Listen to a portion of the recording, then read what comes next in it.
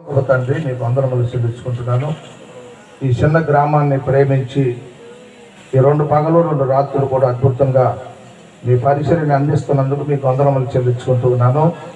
ఈ సభల ద్వారా ప్రభా సంఘం అభివృద్ధి కావాలి, అన్యులైన వారు రక్షణలోకి రావాలి, ఇరుగు పొరుగు వారు గ్రామస్తులు దీవించబడాలి, ఈ సేవకుని కుటుంబం ఆశీర్వదించబడాలి అనే ఉద్దేశంతో ఏర్పాటు చేసిన సభలు బట్టి ప్రార్థిస్తూ ఉన్నానయ్యా.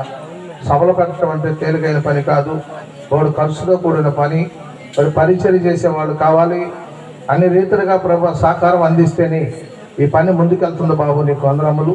నీ సేవకునికి ఎవరెవరైతే వెనకుండి ప్రభు సహకారులుగా అందించారో, ఆర్థిక సహాయం కావచ్చు, పరిచర్య చేసే సహాయం కావచ్చు, ఆలోచన ఇచ్చే సహాయం కావచ్చు, ప్రార్థనా సహాయం కావచ్చు, ఇవన్నీ కూడా సహకారం అందించిన ప్రతి ఒక్కరిని కూడా పేరు పేరు చొప్పున మీరు దీవించి ఆశీర్వదించమని ప్రార్థిస్తూ ఉన్నాను.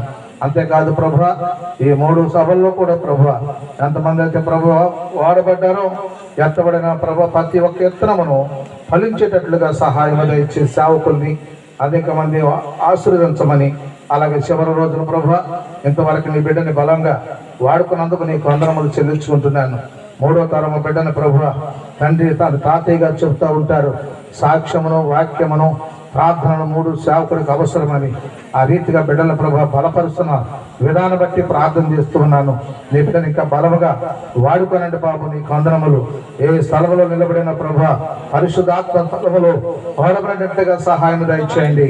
ఇది ఆసులు ప్రభు మోకాటి ప్రార్థన చేస్తే అద్భుతాలు జరిగినాయి అయినా ఆ రోజులు వారి పైన చేసిన సేవ ఎలాంటి వారు అటు రీతిలో ప్రభు నీ బిడ్డలు అర్థం చేసుకుని ఈ రోజున ప్రభునైనా కోర దినములు నాయన తండ్రులు చేసిన తాతలు చేసిన ఆ పరిచర్యలు కొనసాగించడానికి ముందుకు నడిపించమని ప్రార్థిస్తున్నాను.